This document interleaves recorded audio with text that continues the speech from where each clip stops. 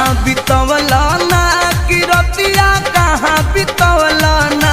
कि मोतिया मरलस कौन सवतिया रतिया कहाँ बितवला ना बता दो सिलावा रहे कि फूल मतिया रतिया कहाँ बितवला ना कहाँ बितवला ना तू रतिया कहाँ बितवला ना कि मोतिया मरलस कौन सवतिया रतिया कहाँ